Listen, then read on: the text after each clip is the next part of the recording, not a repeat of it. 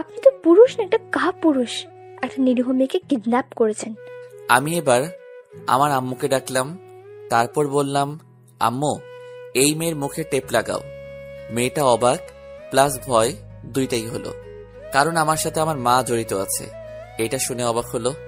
একটা মা তার ছেলেকে হেল্প করতেছে একটা মেয়েকে নষ্ট করার জন্য, তাই হয়তো অবাক হচ্ছে। আর ভয় পাইছে হয়তো মুখে টেপ লাগানোর কথা বলাতে। আমি আম্মুকে বললাম, খেয়াল রেখো আম্মু, এই মেয়ে যেন পালাতে না পারে। আর আব্বু বাজার করে নিয়ে আসলে রান্না করে রেখো, রাতে এসে একসাথে খাবো।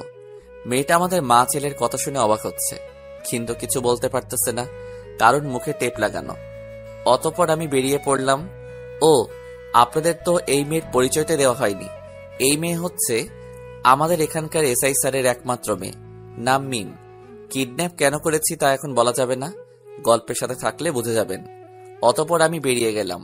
বাহিরে কিছু কাজ ছিল, ওটা শেষ করে রাতে বাসায় ফিরলাম। বাসায় এসে ফ্রেশ হয়ে আম্মুকে খাবার দিতে বললাম। খাবার বাড়া হলে আম্মু আমাকে আর আব্বুকে ডাকলো। খাবার খেতে বসে আমি আম্মুকে জিজ্ঞাসা করলাম, ওই মেয়েকে খাবার খাওয়ানো হয়েছে কিনা। আম্মু বলল না। আমি বললাম, আচ্ছা যাও, ওই মেয়েকে নিয়ে আসো। অতঃপর মা চলে গেল ওই মেয়েকে আনতে। 2 মিনিট পর মায়ের শব্দ পেলাম। একটা মানুষ পড়ে গেলে সাধারণত যেমন শব্দ করে তেমন শব্দ আসলো। আমি আর আব্বু খাবার রেখে তাড়াতাড়ি ওই রুমে গেলাম। গিয়ে দেখি মা নিচে পড়ে আছে আর মেয়েটা দাঁড়িয়ে আছে। মিমের মুখে টেপ লাগানো আর 2 হাতের কবজি অবধি বাঁধা। মাকে পড়ে থাকতে দেখে আমার বুঝতে বাকি রইল না যে এই মেয়ে মাকে নিজের শরীর দিয়ে ধাক্কা দিয়ে ফেলে দিয়েছে। মাকে পড়ে থাকতে দেখে আমার মাথায় রক্ত উঠে গেল। আমি কখনো মেয়েদের গায়ে হাত তুলিনি, তবে আজকে আর সেটা পারলাম না।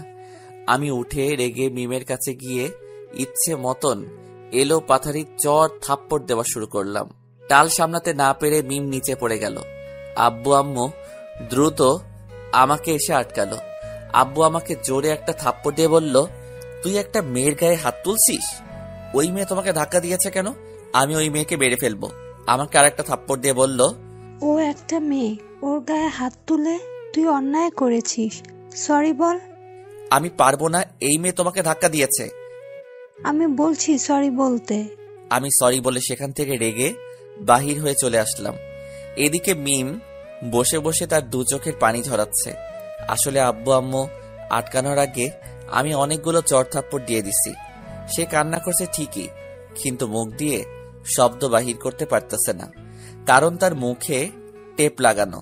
অন্যদিকে মা এবং আমার কথোপকথন শুনে এটা ভাবছে এই মা তার সন্তানকে সুশিক্ষা দিয়েছে, সেটা তাদের কথোপকথন শুনে বোঝা যাচ্ছে।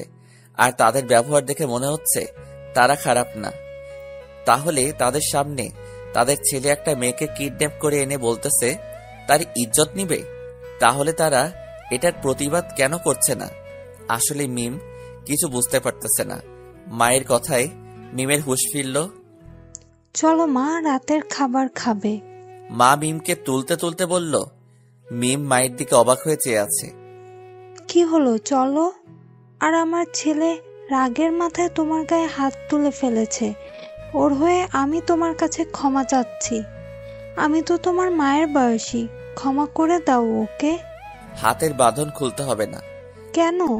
হাতের বাঁধন খুললে পরে আবার হাত দিয়ে আক্রমণ করতে পারে, তাই হাতের বাঁধন খোলা লাগবে না। তাহলে মেয়েটা কিভাবে খাবে? কেন, মুখ দিয়ে খাবে। খাবে তো মুখ দিয়েই, কিন্তু হাত দিয়ে না তুলে মুখ দিয়ে খাবে কি করে? সেটা আমি কি জানি। মিম মেয়েটা আমার কথা শুনে আমার দিকে রাগী লোক নিয়ে তাকিয়ে আছে, তবে ভয়ে হয়তো কিছুই বলতে পারতেছে না। মা একটা প্লেটে ভাত নিয়ে মাখা শুরু করলো। তারপর মিমের মুখের সামনে নিয়ে বলল, হা করো মা, আমি তো তোমার মায়ের মতন। মায়ের হাতে খেতে কোনো সমস্যা নেই, আর তোমার হাতের বাঁধন খুললে এই পাগল আবার রেগে যাবে। তাই না হয় এই 7 দিন তুমি আমার হাতেই খাবার খেলে। মিম কিছু না বলে চুপচাপ খেয়ে নিল। অতঃপর খাওয়া শেষ হতেই মা বলল, যা তুই আর তোর আব্বু একসাথে ঘুমা, আমি আর মিম একসাথে ঘুমাবো। না, তুমি আর আব্বু তোমাদের রুমে ঘুমাও, আমি আর ও এক রুমে ঘুমাবো। কিন্তু?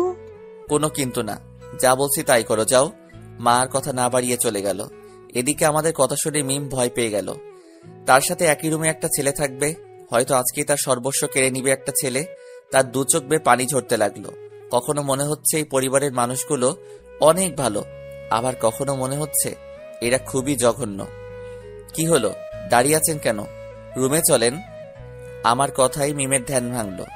কিছু না বলে চুপচাপ রুমে গেল। আমিও তার পিছু পিছু রুমে গিয়ে দরজা লাগিয়ে দিলাম। আমি দরজা লাগিয়ে পিছনে ফিরে তাকাতেই দেখি মিম আমার সামনে 2 হাঁটু ফেলে বসে আছে। কি হলো, এভাবে বসে আছেন কেন? আমাকে আমার ইজ্জত ভিক্ষা দিন, প্লিজ আমার কোনো ক্ষতি করবেন না। উঠেন। মিম আবার বলা শুরু করলো। দেখুন, একটা মেয়ে একটা অপরিচিত ছেলেকে তার সব কিছু দিতে পারে, তবে সেটা তার বিয়ের পর। যখন তার পরিবার একটা অপরিচিত ছেলের সাথে তার বিয়ে ঠিক করে, তখন পরিচিত না হওয়া সত্ত্বেও খুব সহজে মেয়েটা ওই ছেলেটাকে মেনে নিতে পারে। কিন্তু বিয়ের আগে একটা মেয়ে কখনোই তা মেনে নিতে পারে না। যদিও একদিন একটা পরিবারকে ভালো করে চেনা কোনোভাবেই সম্ভব না, তবে আমার মনে হয় না আপনার পরিবার খারাপ হবে। আপনি যদি চান, ইসলামিক শরিয়ত মোতাবেক আমাকে বিয়ে করে আমার সাথে যা ইচ্ছে করতে পারেন।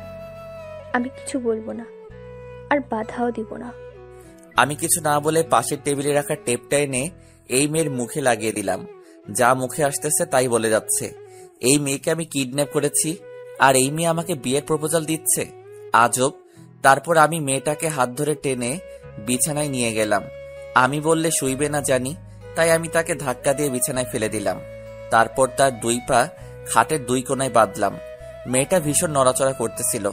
তারপর আমি হাতের বাঁধন খুলে 2 হাত খাটের 2 পাশে বেঁধে দিলাম। এমনভাবে বাঁধলাম যাতে 2 হাত এক করতে না পারে। অবশ্য হাত বাঁধার সময় আমাকে আরেকটা হাত দিয়ে খামচি দিয়েছে গলায়। কিছুটা ছিলে গেছে, আর হালকা রক্ত বাহির হচ্ছে। মিমের 2 চোখ বেয়ে পানি পড়ছে। হয়তো ভাবতেছে নিজেকে রক্ষা করতে পারলাম না। অতঃপর আমি নিচে বিছানা করে শুয়ে পড়লাম। মিম হয়তো এটা আশা করেনি। সবচাইতে বেশি অবাক হয়তো এখন হয়েছে, সেটা কল্পনাও করতে পারিনি। অতঃপর আমি ঘুমিয়ে পড়লাম। অন্যদিকে মিমের চোখে ঘুম নেই। বিভিন্ন কথা সে চিন্তা করছে। একটা ছেলে আমাকে কিডন্যাপ করলো। ছেলেটা বলল আমার ইজ্জত কেড়ে নেবে। তার মা বাবা তাকে সাহায্য করছে, কিন্তু পরিবারটার ব্যবহার দেখে মনে হচ্ছে এটা অনেক ভালো। ছেলেটা রাতে আমার সাথে একই রুমে আছে, অথচ আমাকে বাজেভাবে কোনো স্পর্শও করলো না। আসলে এরা কি করছে, কেন করছে, কি চায়, কিছুই যেন মাথায় ঢুকছে না। এরকম আরো অনেক কিছুই ভাবতে ভাবতে মিমের 2 চোখ লেগে আসে।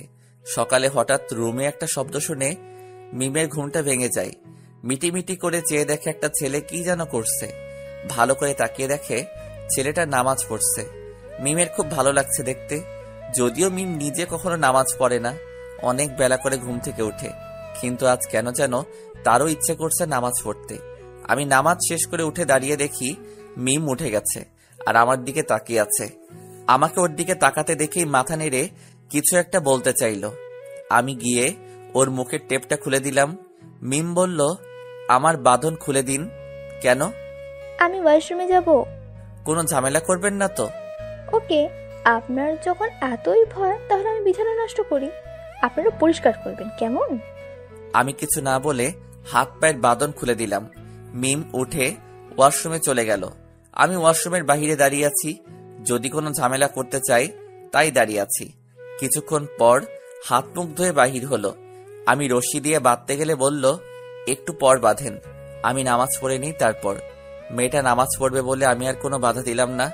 অতঃপর মিম নামাজ পড়ার পর আমি আবারও মিমের 2 হাত বেঁধে দিলাম। এবার আর কোনো রকম বাধা দিল না। অতঃপর একটা চেয়ারে বসিয়ে চেয়ারের সাথে বেঁধে রাখলাম। তারপর আমি প্রতিদিনের মতো হাঁটতে বের হলাম। হাঁটতে হাঁটতে মিমদের বাসার সামনে গেলাম। দেখলাম বাসায় অনেক পুলিশ। আমি মনে মনে শান্তি পেলাম, আর একটা মুচকি হাসি দিয়ে সেখান থেকে জগিং করতে করতে বাসায় ফিরে আসলাম। বাসায় এসে ফ্রেশ হয়ে নাস্তা করতে বসলাম। মা মিমকে আনতে যেতে নিলে আমি বললাম আমি যাচ্ছি, কারণ কালকের মতন আজকেও যদি একই কাজ করে। তারপর আমি গিয়ে মিমকে নিয়ে আসলাম। হাতের বাঁধন খুলিনি। আমি মাকে বললাম, তুমি খাইয়ে দাও, হাতের বাঁধন খুলতে হবে না। অতঃপর আমরা খাবার খাচ্ছি। এর মাঝে আব্বু বলল, কিরে, তোর গলায় ওটা কিসের দাগ? আমি সাধারণভাবে খাবার খেতে খেতে বললাম, আব্বু, গতকাল রাতে এই মেয়েটা খামচি দিয়ে এমন অবস্থা করেছে। আমার কথা শুনে আব্বু আম্মু দুজন রেগে গেলেন, তবে ওই মেয়ের উপর রাগেনি, রেগেছে আমার উপর। ও খামচি দিয়েছে মানে? এই মেয়ে গতকাল রাতে খামচি দিয়েছে। কিছু না বুঝে সহজভাবে উত্তরটা দিলাম। মা মিমকে খাওয়ানো রেখে উঠে এসে এঁটো হাতে সোজা আমার গালে একটা চড় বসিয়ে দিল। আমার সম্পূর্ণ গালে এঁটো খাবার লেগে আছে। আমি মাকে বললাম, আমাকে থাপ্পড় কেন মারলে আম্মু? ছি, তুই এতটা খারাপ হয়ে যাবি তা কখনো কল্পনাও করিনি। একটা অসহায় মেয়েকে একা ঘরে পেয়ে তুই আমার বলতেও ঘৃণা করছে। মা কি বোঝাতে চাইছে তা আর আমার বুঝতে বাকি নেই। আমি মাকে বললাম, শোনো আম্মু, তোমার ছেলে এমন কোনো কাজ করবে না যাতে তোমাদের মাথা নিচু হয়ে যায়। এই কথা বলে অর্ধ খাবারে পানি ঢেলে উঠে চলে আসছিলাম, তখনই মিম পিছন থেকে বলল, শুনেন, আন্টিও তো আপনাকে না বুঝে গায়ে হাত তুলেছে, তাই বলে কি খাবারের সাথে রাগ দেখাবেন? এটা কিন্তু মোটেও ঠিক না, খাবারের সাথে রাগ দেখাতে নেই। আমি পিছনে ফিরে রাগী একটা লুক নিয়ে মিমের দিকে তাকালাম। মিম আমার রাগী লুক দেখে ভয়ে মাথা নিচু করে ফেললো। আমি কিছু না বলে আবার হাঁটা শুরু করলাম। তারপর বাহিরে চলে আসলাম। অন্যদিকে রাতে কি হয়েছে তা ওই মেয়ে মায়ের কাছে বলল। মা মিমের মুখে শুনে আমাকে বেশ কয়েকবার কল দিল, কিন্তু কোনো লাভ হলো না, কারণ আমি মোবাইল বন্ধ করে রেখেছি। অতঃপর সারাদিন এদিক ওদিক ঘোরাঘুরি করে রাতে বাসায় ফিরলাম। আমি বাসায় যেতেই মা জিজ্ঞাসা করলো, সারাদিন কোথায় ছিলি? বাহিরে। বুঝলাম, তবে মোবাইল বন্ধ ছিল কেন? হয়তো চার্জ ছিল না। মিথ্যা বললাম, ইচ্ছে করে বন্ধ করে রাখছি, কারণ জানি মা কল দিবে তাই। মা ও বুঝতে পারছে আমি মিথ্যা বলছি, কিন্তু মা ওসব নিয়ে আর কথা বাড়ালো না। বলল, খেতে আয়, খাবার দিচ্ছি। বাহির থেকে খেয়ে আসছি, এটাও মিথ্যা বললাম। মা কিছু না বলে চলে গেল। একটু পর খাবারের প্লেট নিয়ে আমার কাছে এলো। খাবার মেখে আমার মুখের সামনে তুলে বলল, হা কর।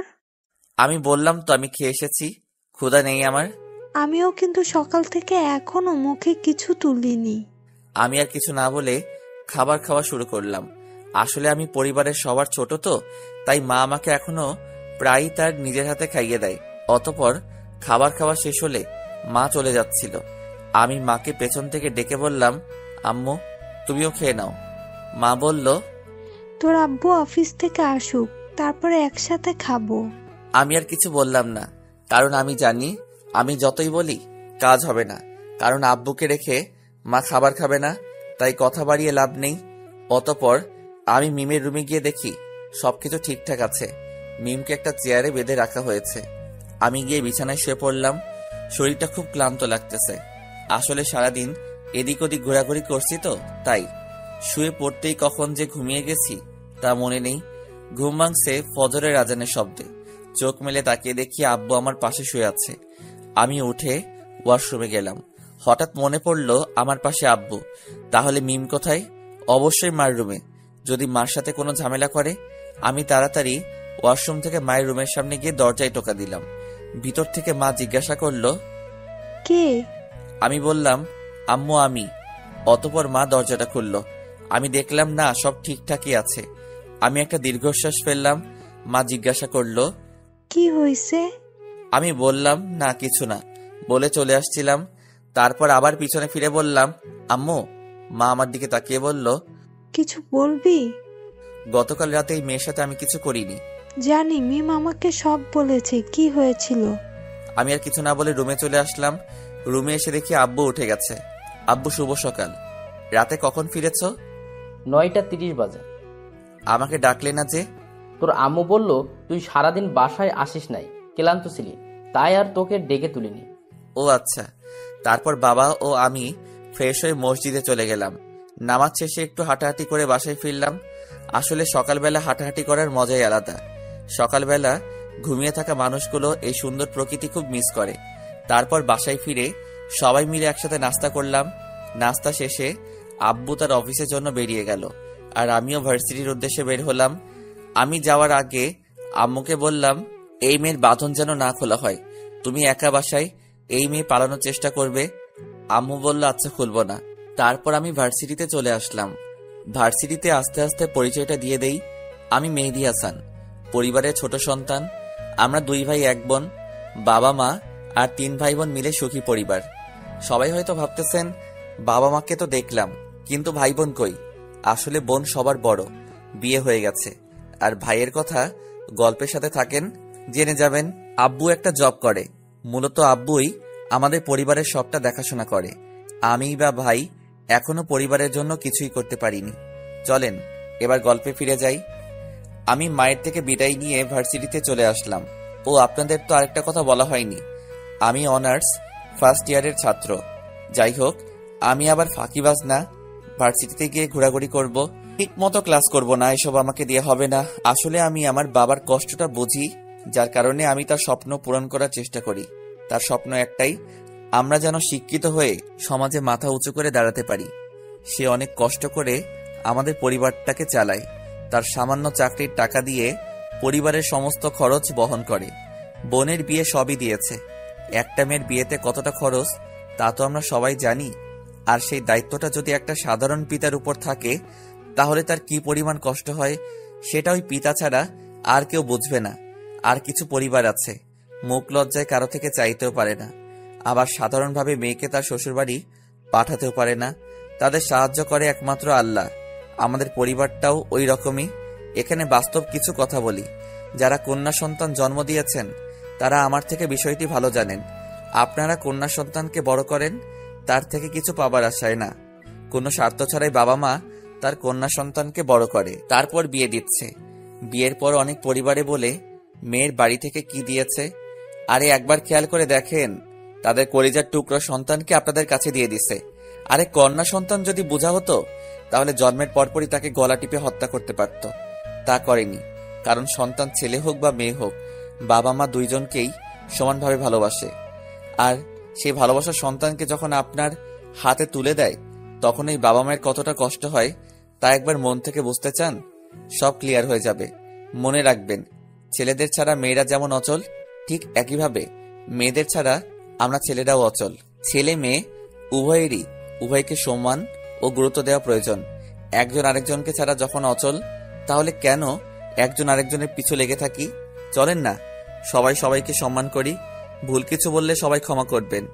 চলেন এবার আবার গল্পে ফিরে যাই। তো আমি ক্লাস শেষ করে দুপুরে বাসায় গেলাম। বাসায় গিয়ে ফ্রেশ হয়ে আমি, আম্মু ও মিম দুপুরের খাবার খেয়ে নিলাম। আসলে আব্বু দুপুরে খাবার অফিসে খায়, অতপর খাবার খেয়ে আবার আমি সবসময় একটু ঘুমাই। আজকেও তার ব্যতিক্রম হলো না। আমি গিয়ে আব্বু আম্মুর রুমে শুইলাম। আসলে ওই রুমে মিম আছে, তাই আব্বু আম্মুর রুমে গিয়ে শুইলাম। অতপর বিকালে মায়ের ডাকে আমার ঘুম ভাঙলো। এই উঠ। আম্মু আরেকটু ঘুমাই। না উঠ, আজান হয়ে গেছে, উঠে নামাজ পড়তে যা। বলেই মা আমাকে এক প্রকার টেনে তুলল। আমিও উঠে ফ্রেশ হয়ে বেরিয়ে গেলাম। অতপর নামাজ পড়ে এমনি একটু চায়ের দোকানে গেলাম। চায়ের দোকানে 5 মিনিট বসেই আমি শিওর হয়ে গেলাম এসআইর মেয়ে কিডন্যাপ হয়েছে। এই কথাটা সবার মধ্যে জানাজানি হয়ে গেছে। ঠিক আমি যেটা চেয়েছিলাম ওটাই হয়েছে। সবার মুখে এটাই নিয়ে গল্প। এক একজন এক একটা কথা বলতেছে। কেউ বলতেছে পালিয়ে গেছে, তো কেউ বলতেছে হয়তো এসআইর সাথে কারো শত্রুতা বলে হয়তো মেরে লাশ গুম করে ফেলেছে। এমন বিভিন্ন জন বিভিন্ন মন্তব্য করতেছে। আমি এটাই চাইছি সবার মুখে মুখে এই কথাটা থাকে। আমি যেমন করে চাচ্ছি সবকিছু ঠিক তেমন করেই হচ্ছে, সব প্ল্যান মাফিক। কেন জানি না ভালোই লাগছিল সবার মুখে এসব কথা শুনে।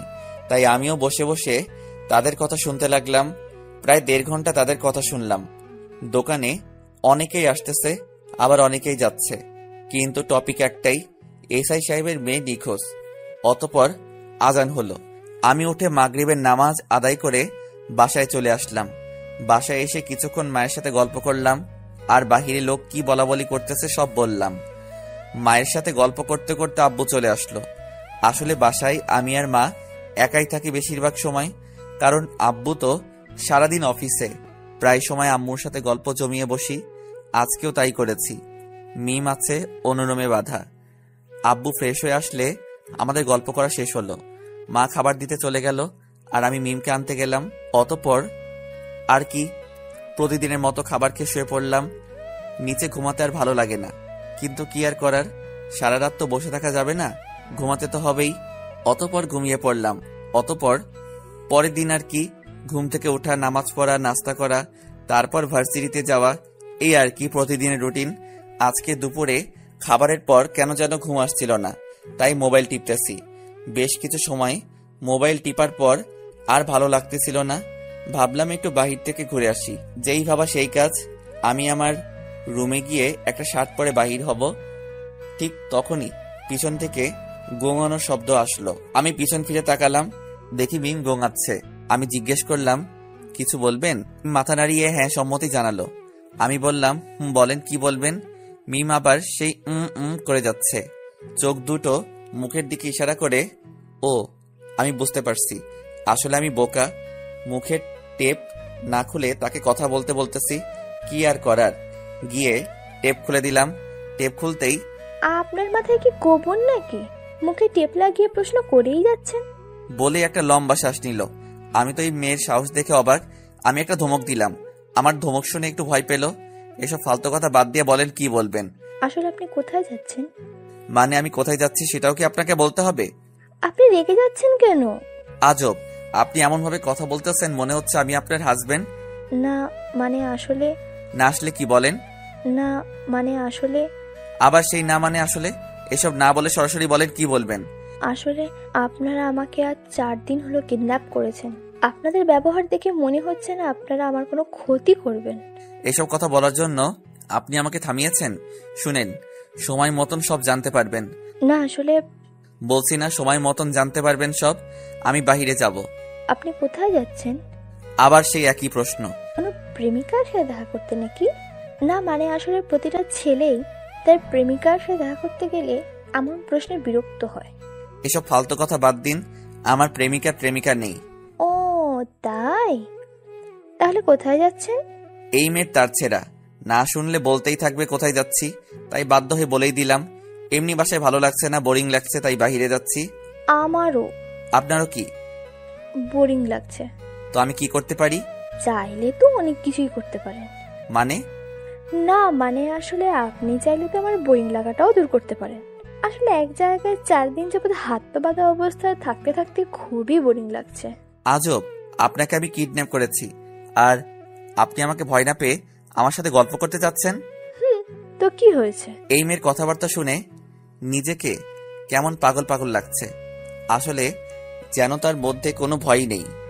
দেখুন, আপনার সাথে কথা বললে আমি পাগল হয়ে যাব।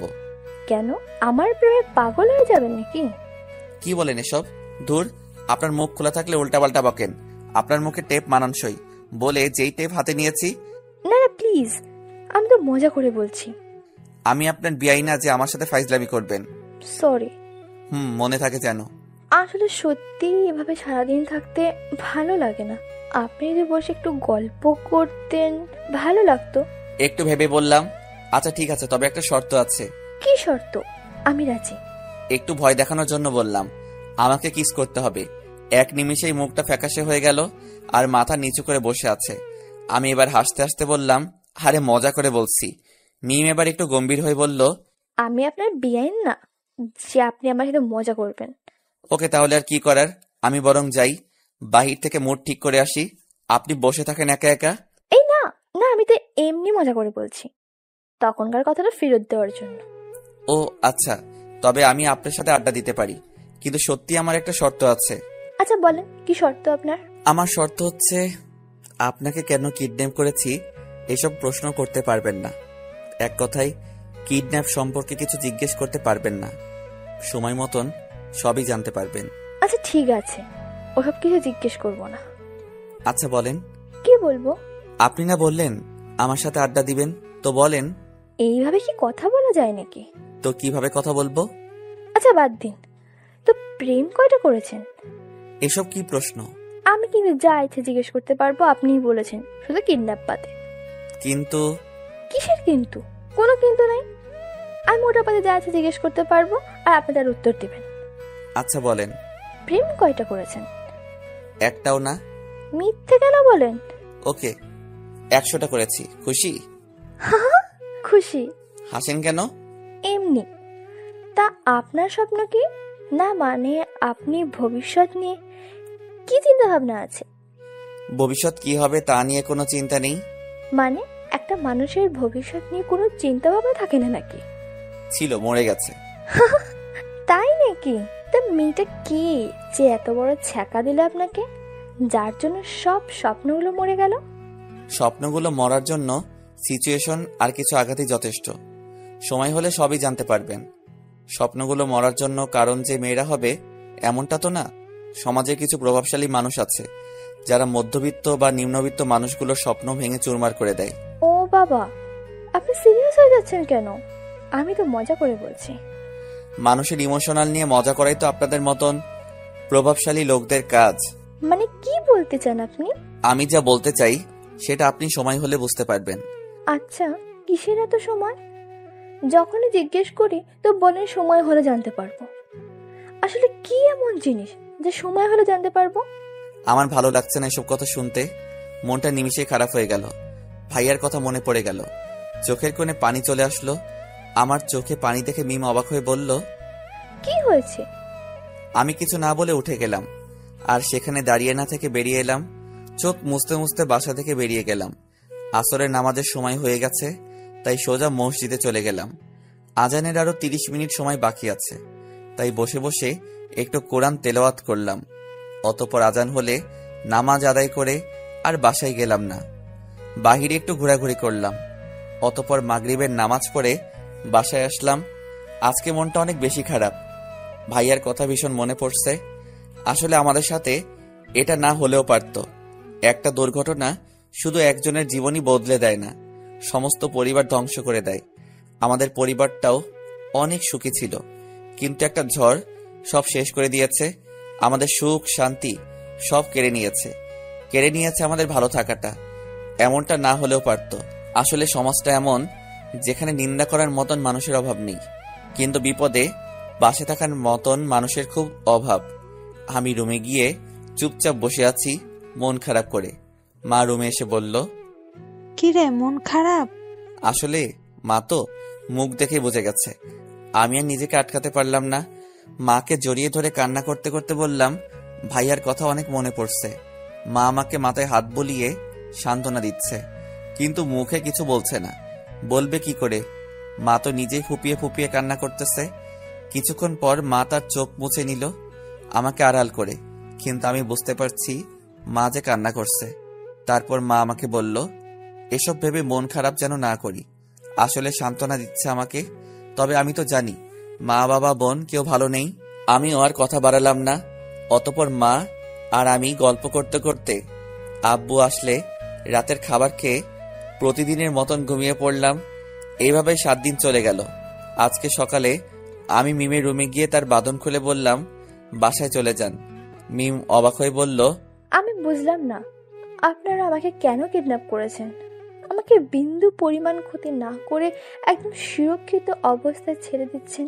আপনি তো বরাবর বলেছেন সময় হলে জানতে পারবো। এখনো কি সময়টা আসেনি? আপনি জানতে চান না আপনাকে কেন কিডন্যাপ করা হয়েছে? তাহলে শুনেন, আপনাকে কেন কিডন্যাপ করেছি শুনেন তাহলে। সামাজিক সম্মান ও পারস্পরিক শ্রদ্ধাবোধ নিয়ে চলা একটি মধ্যবিত্ত হাসি খুশি ভরা পরিবারের কথা। 2 ভাই 1 বোনের পরিবারে বাবা মায়ের স্বপ্ন, বড় ছেলে সমাজে প্রতিষ্ঠিত ও ছোট ছেলে সেনাবাহিনীতে যুক্ত হয়ে তাদের মুখ উজ্জ্বল করবে। মেয়েকে বিয়ে দিয়ে সুখেই কাটছে তাদের দিনগুলো। সবকিছু ঠিকঠাকই চলছিল। বড় ছেলে গ্র্যাজুয়েশনের পথে, ফলে থেকেই পড়াশোনা করছে, কিন্তু একটি চক্রান্ত তাদের সব স্বপ্নকে কেড়ে নেয়, এলোমেলো করে দেয় পুরো পরিবারকে। রাতের পুলিশ চেকপোস্ট কেড়ে নেয় একটি নিষ্পাপ জীবন। হল থেকে এক রাতে বাড়ি ফেরার পথে পুলিশ চেকপোস্ট তাদের বড় ছেলেকে বিভিন্নভাবে হয়রানি করে এবং কোনো অপরাধ ছাড়াই তার কাছে টাকা দাবি করে। সাধারণত সৎ প্রকৃতির মানুষ বলে সে পুলিশকে টাকা দিতে রাজি হয়নি। কথা কাটাকাটির এক পর্যায়ে পুলিশ তাকে মাদক মামলায় গ্রেফতার দেখিয়ে থানায় নিয়ে যায়। পরে তার বাবা মা এই বিষয়ে পুলিশের সাথে মীমাংসা করতে চাইলে তাদেরকে সত্যের ওপর অটল থাকতে বলেন তিনি। পরবর্তীতে আদালতের রায়ে তার 2 বছর জেল হয়। এই রায়ে পড়াশোনা ও প্রতিষ্ঠিত হওয়ার স্বপ্ন শেষ হয়ে যায় তার। অথচ তার কোনো অপরাধী নেই। মাদক বিষয়ে সে কিছুই জানে না, এর আগে পিছেও ছিল না কখনো। তবে আপোষ করলে হয়তো এত বড় ক্ষতি হতো না তাদের। কিন্তু তাদের বড় ছেলের কথা হলো, যেই টাকা দিতে চাইনি বলে আমাকে থানায় এনেছে, সেখানে টাকা দিয়ে আপোষ করার কোনো মানে হয় না। টাকা দিয়ে আপোষ করার কোনো কাজ যদি আমি করতাম তাহলে চেকপোস্টে টাকা দিতাম। আমি অন্যায়ভাবে কাউকে টাকা দিব না। এদিকে গ্র্যাজুয়েশন পড়ার শুরুতেই পারিবারিক সিদ্ধান্তে অন্য পরিবারের সাথে আত্মীয়তা করে। পড়াশোনা শেষে বিয়ের সিদ্ধান্তে কাবিনের ফয়সালা হয়, অথচ তার 2 বছরের জেল হওয়ার খবরে তারা আত্মীয়তা ভেঙে দেয়। শেষ হয়ে যায় তার ক্যারিয়ার, সম্মান, স্বপ্ন ও সামাজিক মর্যাদা। শেষ হলো 2 বছর। পুলিশের সাজানো নাটকে অন্যায়ভাবে জেল খেটে বাড়ি ফেরা মানুষটা আর আগের মতো নেই। সব হারিয়ে হতাশায় ভুগছেন এখন। একসময় সামাজিক সম্মান ও পারস্পরিক শ্রদ্ধাবোধ নিয়ে সমাজে বেড়ে ওঠা মানুষটা এখন আর বাইরে বের হতে পারেন না। আগের মতো সবার সাথে মিশতে পারেন না। মানুষের বাঁকাচোখ আর নেতিবাচক মন্তব্যে নিজেকে গুটিয়ে রাখেন সারাক্ষণ। এভাবে ডিপ্রেশন পেয়ে বসে তাকে সিদ্ধান্ত নেন আত্মহত্যার। তার কাছে এই জীবনের আর কোনো মূল্য নেই। ডিপ্রেশন তাকে তার বাবা মা, ভাই বোনের ভালোবাসাও ভুলিয়ে দিয়েছে। সব ভুলে আত্মহত্যার পথটাই বেছে নিলেন তিনি। এত স্বপ্ন, ভালোবাসা ও সাজানো সংসার ছেড়ে চলে যাওয়া মেনে নিতে পারেননি বাবা মা, ভাই বোন। অন্যায়ভাবে ছেলের জেল ও আত্মহত্যার ঘটনায় তার বাবা ও ছোট ভাই ওই পুলিশ কর্মকর্তাকে শাস্তি দেওয়ার সিদ্ধান্ত নেন। তাই একদিন তার মেয়েকে কিডন্যাপ করে আটকে রাখেন 1 সপ্তাহ। কিছু বুঝতে পারছেন? হ্যাঁ, ওই পরিবারের মানুষগুলো আমরাই। আর সেই পুলিশ অফিসারটা আপনার বাবা। আপনার বাবার জন্য আমার ভাই আত্মহত্যা করেছে। পারবেন আপনার বাবা কোটি টাকার বিনিময়ে আমার ভাইকে ফিরিয়ে দিতে? আপনাকে কিডন্যাপ করেছি, অথচ কোনো ক্ষতি করিনি। তাহলে কিডন্যাপের মানে কি, তাই ভাবতেছেন তো? তাহলে শুনেন, কিডন্যাপের 7 দিন পর সম্পূর্ণ সুস্থ ও স্বাভাবিক অবস্থায় বাড়ি ফিরে যাবেন ঠিকই, কিন্তু আপনি চাইলেও এখনো স্বাভাবিক জীবনে ফিরতে পারবেন না। অথচ এই ঘটনায় আপনার কোনো অপরাধ নেই।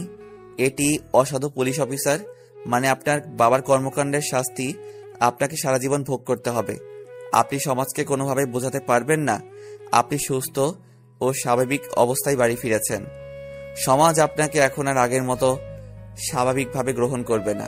আপনি হাজারো নথি আর প্রুফ হাজির করালেও সমাজ আপনাকে বাঁকা চোখে দেখবে।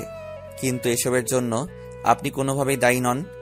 এই ঘটনা ও ডিপ্রেশন আপনাকে আত্মহত্যার দিকে ঠেলে দিতে পারে, অথচ আত্মহত্যার পর যখন একটি মানুষের জীবন অবসান হবে, তখন সমাজ ও সমাজের মানুষ প্রুফ করার চেষ্টা করবে আপনার কোনো দোষ ছিল না। কিন্তু তাতে আপনার পরিবারের কি লাভ হবে? আপনার পরিবার তো আর আপনাকে ফিরে পাবে না। সমাজের ভুল ভাঙে, কিন্তু অনেক পরে, যখন আপনার নিষ্পাপ জীবন অবসান ঘটবে, যখন আপনাকে আর ফিরিয়ে আনার কোনো সুযোগই থাকে না। আপনি এই আত্মহত্যার মধ্য দিয়ে মুক্তি চান, কিন্তু আপনার বাবা মা, ভাই বোন, আত্মীয় স্বজন মুক্তি পাবে কিভাবে? তাহলে তাদেরও কি আত্মহত্যার মতো একই পথ বেছে নেওয়া উচিত? সমাজ ও সমাজের মানুষের কাছে এই প্রশ্নটি থেকে যায়। আমি আপনার ইজ্জতে একটি ফুলের টোকাও দেইনি, তবে সমাজের চোখে আপনাকে বাজে বানিয়ে দিয়েছি। আজকের পর থেকে সবাই আপনার দিকে অন্যরকম ভাবে তাকাবে। আমি ভুল করেছি, আমাকে মাফ করবেন। এটা ছাড়া কোনোভাবে আর আপনার বাবাকে বোঝানো সহজ হবে না। আমার ভাইয়ের মতন যাতে আর কেউ আত্মহত্যা না করে, তাই আমি এটা করছি। আপনার বাবা যেন আর কারো জীবন নষ্ট করতে না পারে, তাই আমি এটা করেছি। আমাকে মাফ করে দিবেন। আপনি কেন মাফ চাচ্ছেন? আমার বাবার হয়ে আমি আপনাদের কাছে মাফ চাচ্ছি। আমি এমনিতে আপনার সাথে অন্যায় করেছি। আজকের পর থেকে আপনি অন্যায় না করেও সবার চোখে অপরাধী। আপনার আত্মীয় থেকে শুরু করে আপন মানুষগুলাও আপনার দিকে বাঁকা চোখে তাকাবে। আপনি হয়তো ডিপ্রেশনেও থাকবেন, তবে আমাকে ওয়াদা করেন আমার ভাইয়ের মতন ভুল ডিসিশন নিয়ে আমাকে আরো বেশি অপরাধী করবেন না। আমি ওয়াদা করছি আমি এমন কিছু করব না। তবে আপনি ওয়াদা করেন আপনি আপনার বাবার স্বপ্ন পূরণ করবেন, আপনি সেনাবাহিনী হবেন। আমার উপরই তো সবকিছু না, তবে আমি চেষ্টা করব। তারপর মিমকে বিদায় দিলাম। মিম স্বাভাবিকভাবে বাসায় গেল। মিমকে দেখে তার সমস্ত পরিবারই অবাক। মিমের মা এসে মিমকে জড়িয়ে ধরে কান্না করে দিল, আর সবাই মিলে একের পর এক প্রশ্ন করেই যাচ্ছে। কিন্তু মিম কাউকে কিছু না বলে তার আম্মুকে বলল, আম্মু আমি রুমে যাব। মিমের আম্মুও কাউকে কিছু বলতে না দিয়ে মিমকে রুমে নিয়ে গেল। আজ 7 দিন হলো মিম বাসায় আসছে। এর মধ্যে তার অনেক আত্মীয় স্বজন সবাই তার বাসায় এসেছে। সবার একটাই প্রশ্ন, কি হয়েছিল, কোথায় ছিলি? কিন্তু মিম একটা কথাও বলেনি। একদিন বাসা থেকে বাহির হয়েছিল, আশেপাশে সবাই কেমন করে যেন তাকিয়েছিল তার দিকে। মিম বিষয়টা বুঝতে পারে তার আপন মানুষগুলো তাকে নিয়ে কি ভাবতেছে। এতে মিমের একটু মাথা ব্যথা নেই, কারণ সে তো জানে এটাই হবে। আজ বাড়িতে কেউ নেই তার বাবা মা ছাড়া। মিম তার বাবা মাকে আজ 7 দিন পর ডাকলো। মিমের আব্বু মিমের পাশে বলল, কি হয়েছে মামুনি? আমাকে একটা ছেলে কিডন্যাপ করেছিল। আমি ওই ছেলেটাকে চিনি। কে ওই ছেলে? নাম বলো আমাকে। তুমি ভয় পেও না মামুনি, আমি ওই ছেলেকে দেখে নিব। সে যত ভয়ানক হোক, তুমি আমাকে তার ঠিকানা ও নামটা বলো। সে খুবই সাধারণ একটা ছেলে। তুমি কি ওই ছেলেকে আগে থেকে চিনতে? একবার নাম বলো। কিছুটা উত্তেজিত হয়ে বলল, না, আমি তাকে আগে চিনতাম না, তবে এখন খুব ভালো করে চিনি। তোমার জন্য ওই ছেলেটা আমাকে কিডন্যাপ করেছে।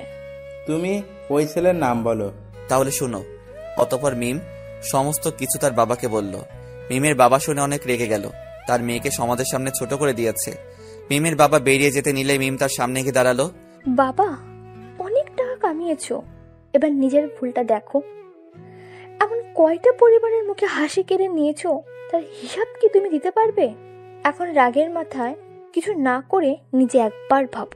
তারা চাইলে আমার সাথে খারাপ কিছু করতে পারতো, কিন্তু তারা ওটা করেনি। আমাকে বুঝতে চেয়েছে এসব টাকা পয়সা সব আমার জন্য, তো আমার সব চাই না বাবা। মিম কথাগুলো বলে কান্না করতে করতে ফ্লোরে বসে পড়ল। মিমের বাবাও স্তব্ধ হয়ে আছে। আজকে সে তার মেয়ের চোখের অপরাধী। সত্যি তো তাই, মেয়ে তো ভুল কিছু বলেনি। সে তো তার সন্তানকে সুশিক্ষা দিতে চেয়েছে, কিন্তু সে নিজে কি করছে তার বিবেক নাড়া দিল। সেও মেয়ের সামনে হাঁটু গেড়ে বসে পড়ল অপরাধী কণ্ঠে। আমাকে ওনাদের কাছে নিয়ে যাবা? আমি ওনাদের কাছে ক্ষমা চাইবো। ক্ষমা করতে না চাইলে পায়ে ধরে ক্ষমা চাইবো। নিয়ে যাব। পরের দিন খুব সকালে মিম তার বাবা মাকে নিয়ে আমাদের বাসায় এলো, কারণ মিম জানে আব্বু অফিসে চলে যাবে আর আমি ভার্সিটিতে, তাই সকালে এসেছে। মিম এসে আম্মুকে জড়িয়ে ধরে বলল, কেমন আছেন আন্টি? ভালো। মিম আব্বু ও আমার কথা জিজ্ঞেস করলো। আম্মু বলল বাহিরে আছি। তারপর তার বাবা মার সাথে পরিচয় করিয়ে দিল। আমি আর আব্বু একসাথে বাসায় আসলাম। বাসায় এসে মিমের আব্বুকে দেখতে পেলাম। আমরা ওনাকে চিনতে পারলেও উনি আমাদের চিনে নাই। মিম আমাদের সাথে পরিচয় করিয়ে দিল। মিমের বাবা বসা থেকে উঠে এসে আমার বাবার হাত ধরে বলল, ভাই, আমি যেটা করেছি তার মাপ পাওয়া অসম্ভব, তাও বলবো আমাকে মাফ করে দিবেন। মিম আমাকে সব বলেছে। দেখেন, আপনি যা করছেন সেটা আপনার কাছে সামান্য একটা ভুল হতে পারে, কিন্তু এই সামান্য ভুলটা আমাদের এই সুখী পরিবারের সমস্ত সুখ কেড়ে নিয়েছে। সময়ের সাথে সাথে জীবন চলতে থাকবে, তবে ছেলে হারানোর ব্যথাটা থেকে যাবে। আপনি শুধু আমাদের না, এমন অনেক পরিবারের সমস্ত সুখ কেড়ে নিয়েছেন। আপনার এই সামান্য ভুলে অনেক সাধারণ মানুষ আজ বিপদগামী। কেউ হয়তো আজ সন্ত্রাসী, কেউ হয়তো ড্রাগ নিচ্ছে, কেউ হয়তো ডিপ্রেশনে ভুগে আত্মহত্যা করছে, অনেকের স্বপ্ন আজ হয়তো মাটি চাপা দিয়ে দিচ্ছে। আপনি আপনার ভুল বুঝতে পারছেন, তাই আমার কাছে ছুটে এসেছেন। আমি যেই অবস্থানে আছি সেখান থেকে আমি একটা অন্যায়ের প্রতিবাদ করতে পারবো। আপনি যেখানে আছেন সেখান থেকে আপনি 10টা অন্যায়ের প্রতিবাদ করতে পারবেন। যা হয়ে গেছে তা কোনোদিন আর পূরণ করা সম্ভব না, তবে পরবর্তীতে যাতে আর এমনটা কারোর সাথে না হয়। আমি আমার ভুলগুলো হয়তো ঠিক করতে পারবো না, তবে আমি ওয়াদা করছি আজ থেকে আমার দ্বারা কোনো একটা মানুষ অন্যায় না করে আর অপরাধী হবে না, আর আমি সততার সহিত নিজের দায়িত্ব পালন করব। শুনে খুশি হলাম। আপনাদের প্রতি আমাদের কোনো অভিযোগ নেই, আর আমরাও ভুল করেছি। আপনার মেয়েকে সমাজের চোখে দোষী বানিয়ে দিয়েছি, আমাদেরও মাফ করে দিবেন। মাপ চেয়ে আমাদের ছোট করবেন না। যা হওয়ার হয়ে গেছে, আর ভুলের শুরুটা আমারই ছিল।